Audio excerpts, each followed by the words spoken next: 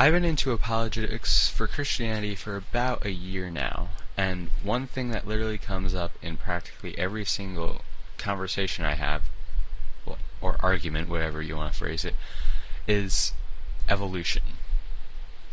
Because there are creationists who say that evolution is stupid and can't be believed by Christians, and there are Christians who say that we can believe whatever we want, and there are atheists who say that evolution debunks Christianity. To be honest, when it comes to evolution, I don't really care what's right. On this channel, I will definitely be doing a whole series of videos on creationism. I don't believe that young Earth creationism, the belief that the Earth is under 10,000 years old and it was created in 6 literal days, I don't think that's true. However, I'm also perfectly fine with accepting the day-age interpretation and accepting that, I guess you could say, macroevolution never happened.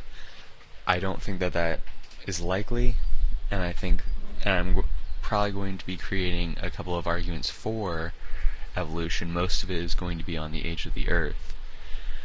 But the whole point is, I can accept any view in this particular area that doesn't involve downright materialism or young Earth creationism. There's also something I feel goes overstated, that somehow that I'm not saying that the Bible is divinely inspired if I believe in any sort of evolution or day-age interpretation. I think that goes a little overstated, though. For instance, let's say, I forget which psalm this is, but one of the psalms says that the trees clapped their hands. By saying that the Bible isn't divinely inspired, by saying, well, I doubt trees David was trying to say that trees were actually clapping their hands. I doubt it. You see, the thing is that various Bible passages need to be interpreted figuratively. I remember saying in one video on my other channel that we must accept the literal interpretation of verses before we can understand the figurative and allegorical meaning. I feel like I phrased that horribly. The thing is that the literal interpretation of something doesn't mean literalism. Just because understanding the literal interpretation of the passage means understanding what the passage literally means, what the author originally meant when he wrote down what he was writing down. But for instance, accepting the literal meaning of a text doesn't mean accepting that that Satan is actually a dragon who fell down from heaven and tried to stand in front of Mary when she was going to give birth. That's not what I mean by understanding the literal meaning of the text.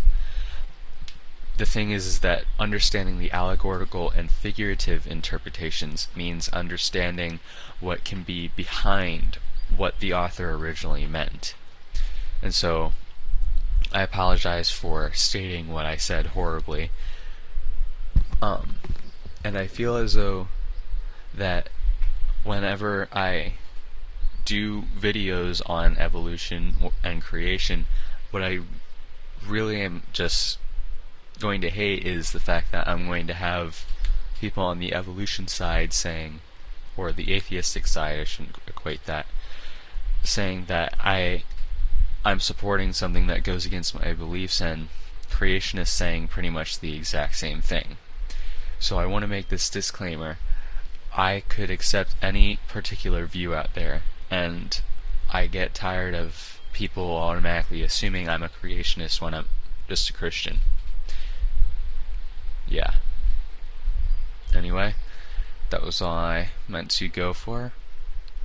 Please open up your mind, creationists. Atheists, shut up.